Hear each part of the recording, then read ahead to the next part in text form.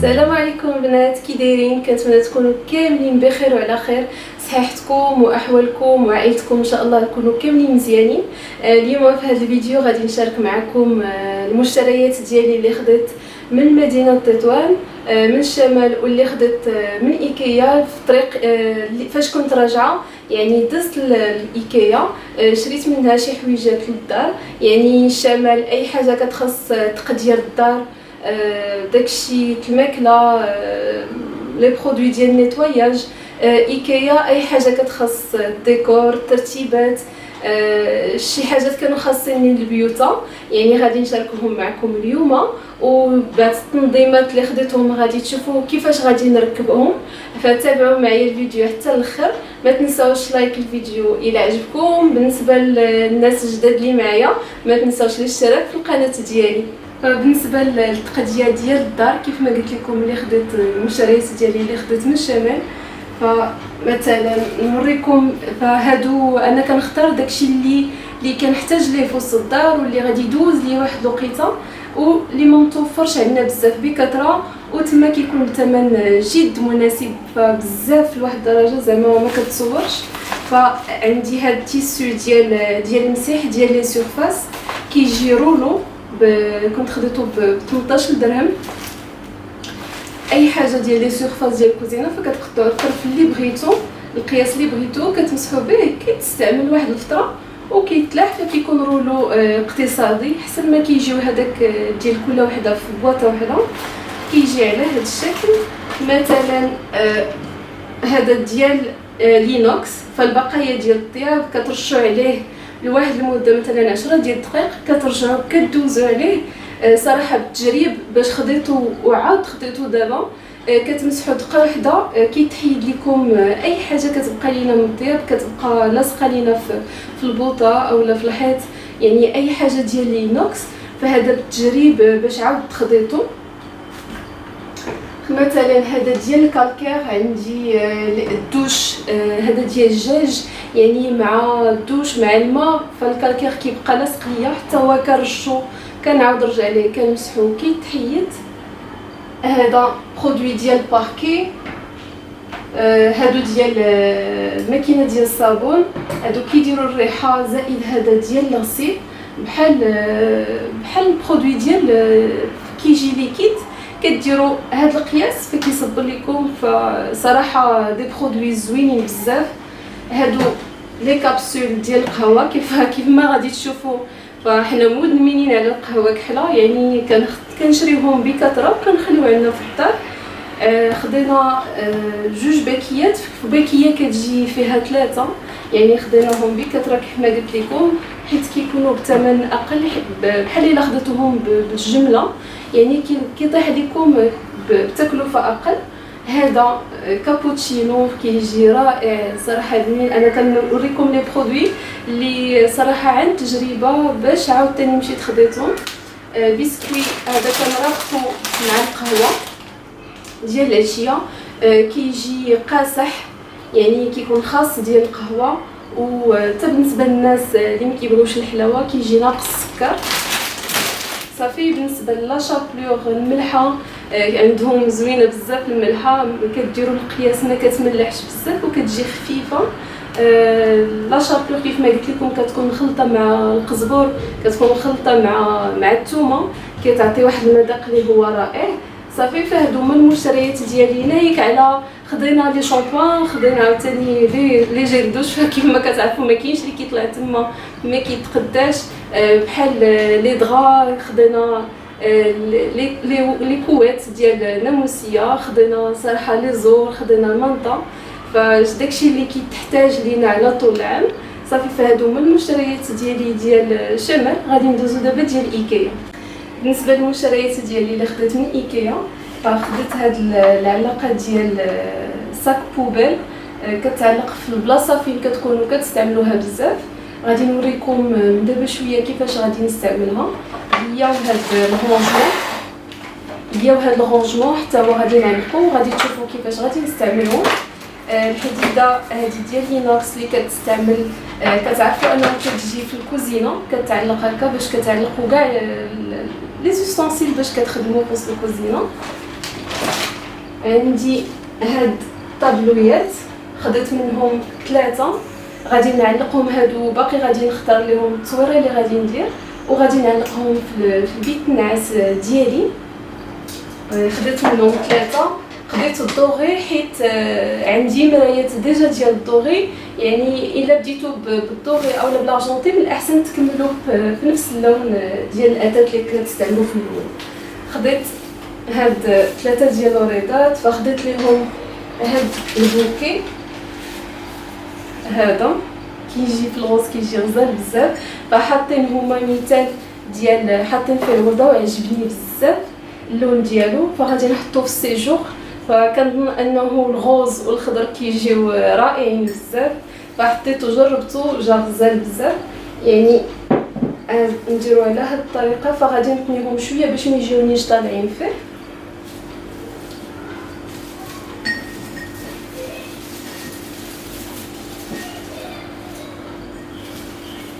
كيجيو على هاد الشكل هكا، كيجي رائع. فعندهم صراحه ايكيا بالخصوص عندهم صراحه لو شوا في هادشي اللي كيخص الديكور، هادشي اللي كيخص هاد لي بوكي هكا كيفاش تصاوبوهم، فكاين عندهم لو شوا. كان عندي هاد البو فاخدت ليهم هاد الوريدات اللي تنيتهم من التحت وزدتهم هاد الحجيرات في الدوغي حتى هما كانوا عندي. فكنظن انهم للناس اللي كيمشيو لايكيا فكيلاحظوا هاد النوع الوريدات كاينين بكثره وزوينين بزاف. كانوا عندي ديجا في البيض، كيف الناس اللي شافوا معايا الفيديو اللي قبل فاش صورت لكم السيجور، فعندي في البيض دايره في واحد الفاز اللي كيجي طويل، وهذا اخترت باش نديرو عندي في البيت، واخترت ليه هاد اللوين باش كنبدل الالوان اللي عندي. صافي هذا خديت هاد الطابلويات الصغار غادي نستعملهم في الكوزينه، فغادي تشوفوا معايا التصويرات اللي اخترت ليهم وكيفاش غادي نركبهم. هاد الشميعه كتعطي رائحه غزاله ديال الفاني. وخديت هاد 2 شبيكات كيجيو فارقين، فحتى الشكل ديالهم مثلا ديروا فيهم الخضره، ديروا فيهم مثلا اللي عنده البصله وبطاطا، فاي حاجه تجمعوا فيهم تستعملوهم كارونجمون في البلاكار، حتى هما كيجيو رائعين بزاف. فبالنسبه للثمن كنظن انه 100 درهم الوحده.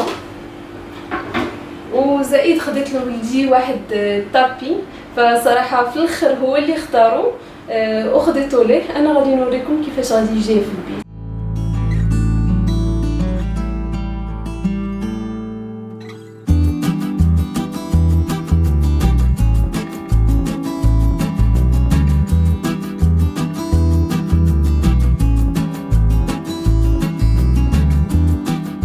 فنسيت ما شاركت معكم من المشتريات ديال تطوان، فخديت هذه ديال ايرويك، كديروا لها كتحققوها على الساعه اللي بغيتو، وكتبدا كترش كل مثلا 8 حتى ل 10 دقائق، وكتخلي رائحه غزاله في البيت اولا في البلاصه فين بغيتو ديروها. خديت هذا ديال مثلا زيتون، الزيت مثلا كونفيتور ديال الفطور، كيجيو على هذا الشكل هكا، كيجيو تاهما رائعين بزاف، فلقيتهم ثمن ناقص على هنا. وخديت هاد المنظمات حتى هي مثلا الا خديتو خضيره كتغسلوها هنا، كتجي على هاد الشكل، ما كتاخذ ليناش المساحه بزاف في البلاصه اللي غادي تحطوها.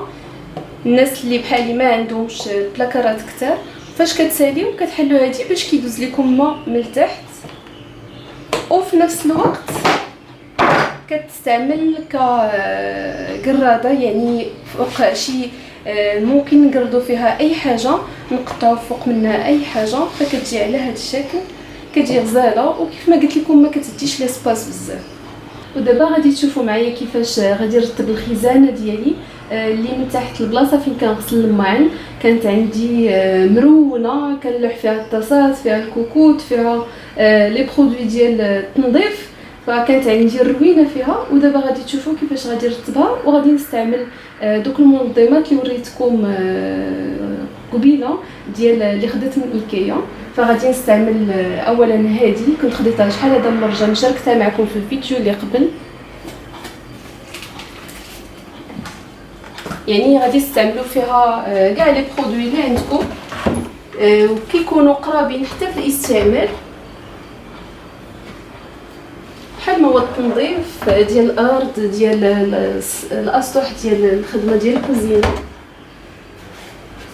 صافي بهذا الشكل. فعندي هذا اجاكس كنديرو في الرشاشه باش كيجيني صراحه سهل في الاستعمال ديالو على هذا الشكل هكا. وهنا كنستعمل هذه ديال الدجاج، عندي هادو ديال الكوزينه الشتاء، عندي هذه ديال السلك. يعني كاع لي برودوي اللي كنكون كنستعملهم دابا وساعه، وهنا كيكونوا قراب ليا في الاستعمال. بالنسبه للغونجمون اللي وريتكم ديال ايكيا، فكيجي على هذا الشكل. ركبنا ليه هادو باش غير كيفرقوا لكم لي برودوي. السيبور احنا لصقناه، فاخترنا حنا درنا غير جوج مسامر، نورمالمون كيجيو 4. حنا عرف زعما بان لينا انه لاصق هذا مزيان. صافي عبرنا ليه، فوتناه على هاد الجعبه وفوتناه على هاد البلاصه، وهادو كيجيو باش كيخرجوا لكم شويه باش ما كيبقاش كيضرب الباب.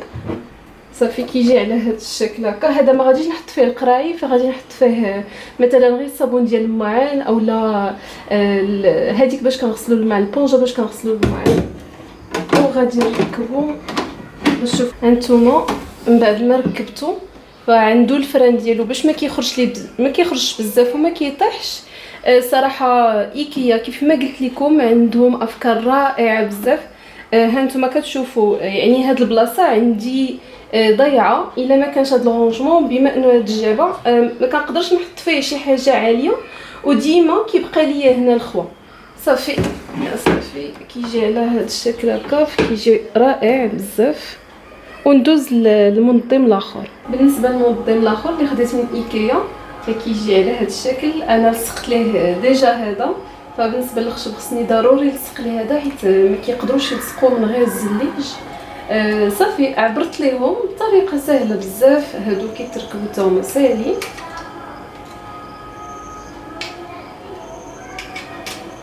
صافي هكا انا فزقتهم شويه بالماء.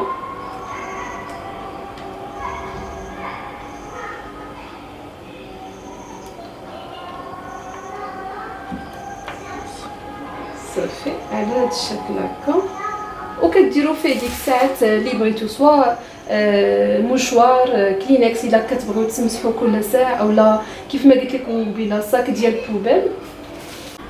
انا رجعت هذا الجهه الاخرى باش عندي جوج ديال الصنادق بحال هادو كيف ما كنت وريتكم من قبل. كنت خديتهم من كارفور، كيتسناو كاملين وكيعاودوا يتركبوا، يعني ما كيديوش البلاصه بزاف. صافي انا جبت هذا الجهه الاخرى وغادي نحط فيه بالنسبه للالومنيوم بابي اليمونتير بحال داكشي اللي باقي ما كنستعملوش.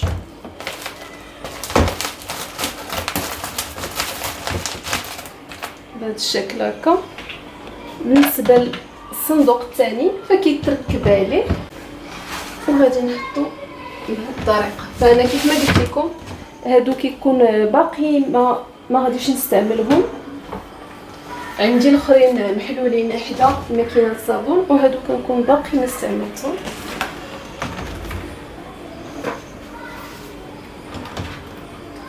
بهذا الشكل.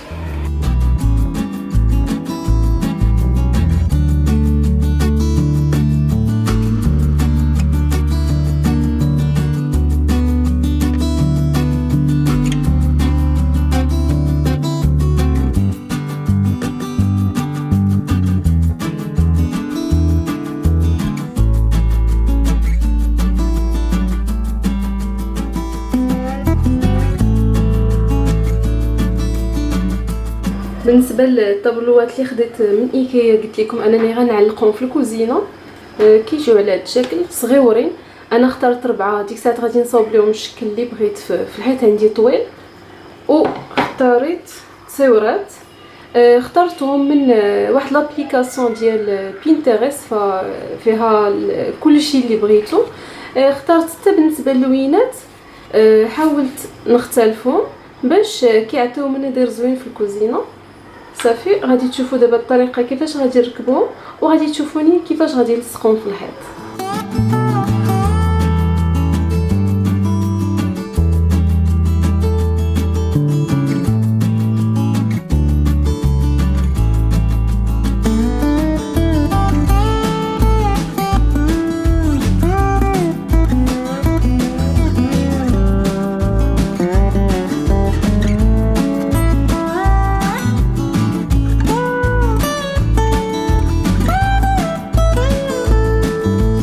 بالنسبه للحيط اللي غادي ندير فيه دوك الطابلوات اللي هو هذا اللي عندي كيخرج للبالكون وحده البلاكارات. بالنسبه لاكول اللي كنستعمل فهي كول دوبل فاس. انا هذه هي اللي كنستعمل ديما الطابلوات عندي في الدار. فصراحه انا بالنسبه ليا كتلصق مزيان، فعندها لصقه من هنا وعندها لصقه من هنا اللي كتلصق في الحيط. كتباع في بريكوما ولا بريكولاج فمتوفره وصراحه كتلاق بزاف وزوينه. صافي غادي نعبر الوسط ديال الحيط فاش غادي نبدا نلصق الطابلو الاول.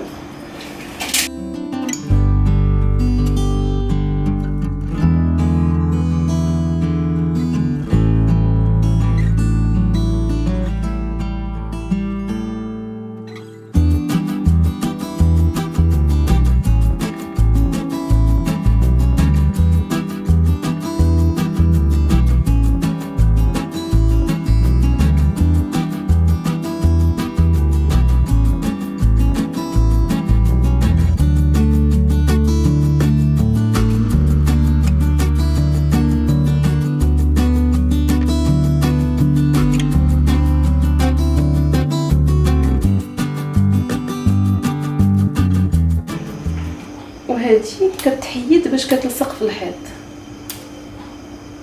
على هذا الشكل هكا وغادي نلصقو في البلاصه اللي بغيت.